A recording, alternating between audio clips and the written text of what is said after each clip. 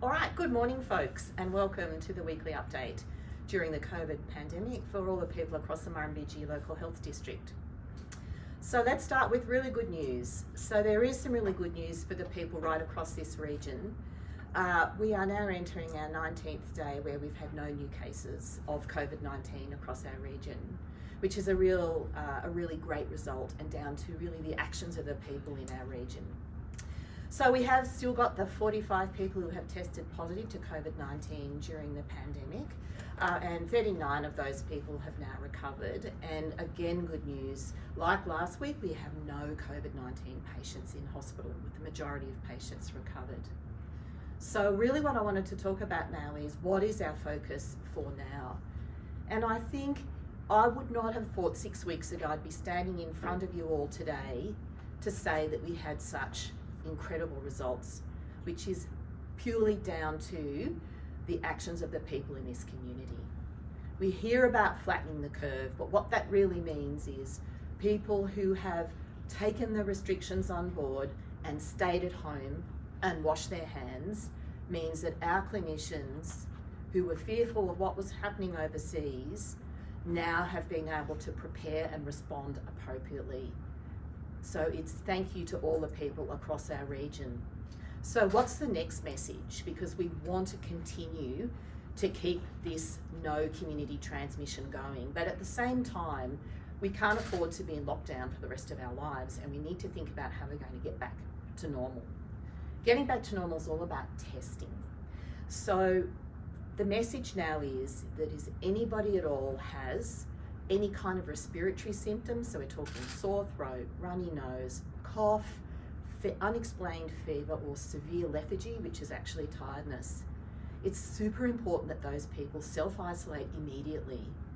We are at risk of having a cluster outbreak, and we can all know what happens if you get an outbreak of a couple of people that can catch on fire and rapidly transmit through our community, and that's the risk that we all have. So our public health response now is the most critical. And if there is an outbreak, which is likely, we need to be able to hammer it out with razor-sharp public health response. And we can only do that if more and more people get tested. So we're going to help you get tested. And I appreciate that that message is if you crook, stay home, is very challenging. It means you can't go shopping. It means you can't go to work, and it means you've got to ring our COVID hotline number or go to your GP and arrange to have a test. But we're going to make that easier for people. So first thing is, today our mobile testing van is out and about. So we're taking testing to people. Again, we understand not everybody has access to transport. Not everybody can necessarily drive to Wagga Griffith or the towns where we've got our testing clinics. So the van today will start by going to Lockhart and by going to Henty. And we've chosen those communities because they have currently no testing capability. So people who live in those communities would have to drive outside of their region.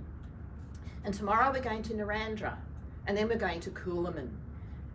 And we have chosen places for the van to dock with the councils from the relevant towns, and we will ensure people's privacy.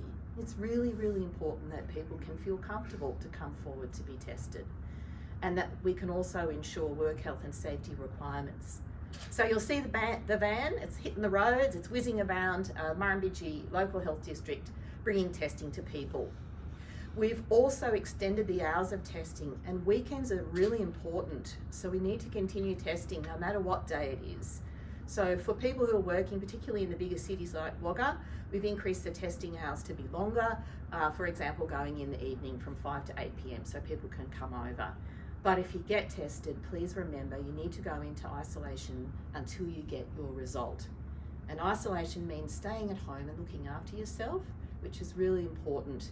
We're getting much faster at getting results through. We've done over 250,000 tests across New South Wales now, and New South Wales Pathology, I'll give them a shout out because they are doing the majority of the testing across the state, and they are really getting those results back to us in a much faster time period now.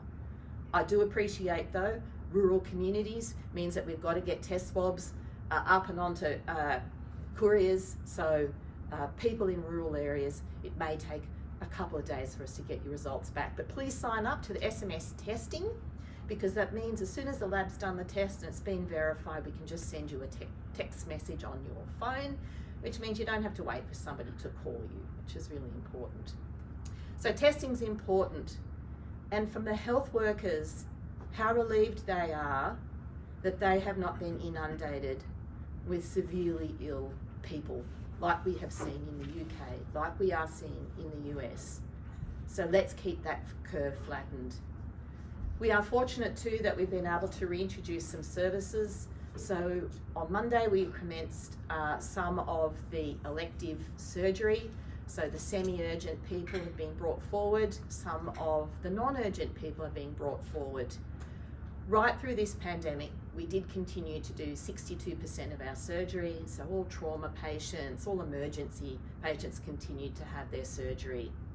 But this week now we're planning the reintroduction of dental. So really important for people who have got lots of pain, haven't been able to have an assessment. So we'll be reopening our dental services, our public dental services again in the coming weeks. So we've heard about how we're gradually balancing out with the availability of PPE and the availability of our intensive care and bed capacity in our hospitals, the reintroduction of services. And finally, I just wanted to talk about aged care. Aged care residents in community and in homes are one of our most vulnerable groups. And we need to think about the broader health impact of the social isolation and the restrictions that we've all been living under over the past 6 to 7 weeks. There will be broader health impacts. And for everybody out there, we all need to help connect with people who are on their own. And the social service providers may not be able to visit, but they have been busy doing phone and telehealth consultation with people who are isolated. But we need to do more for those people. And they also, older people can get out and take a walk. Exercising is permitted and it's okay so long as they're physically well. They can attend essential appointments. We need to support them to do that and not make them feel vulnerable when they're out about in the community, because they're doing it in a way that is safe for them and safe for us.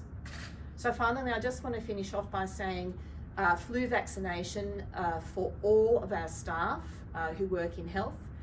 We are being vaccinated at a rapid rate. Over 1,000 staff were vaccinated in a week at Wagga Base, which was a fantastic outcome.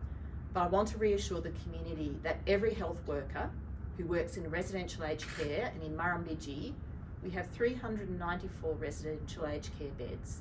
We're a huge provider of aged care. Every health worker must, from the 1st of May, be vaccinated against influenza. And we are also screening visitors now. So again, please expect if you have visitation rights with your loved one in an aged care facility, that we will ask for proof that you have been vaccinated. So a letter from your pharmacy, a letter from your GP will be required before you enter the facility. We're not doing this to be difficult, we're doing this to keep our vulnerable people safe. And finally, it was International Midwives Day yesterday. I'm a midwife myself. Spent many years with babies and women and families. So a huge shout out to the midwives who've been caring for women during the COVID-19 pandemic. It's been a really difficult time for people with a new baby, isolated at home. Family and loved ones haven't been able to come and help. And we need to consider the impacts around postnatal depression and some of the other issues that can be associated with women and families when they have babies. So a huge shout out to the midwives who have been giving 150% during this time. So thanks to all the healthcare workers, you're awesome. Thank you. I'm going to hand over now to Superintendent Noble to do his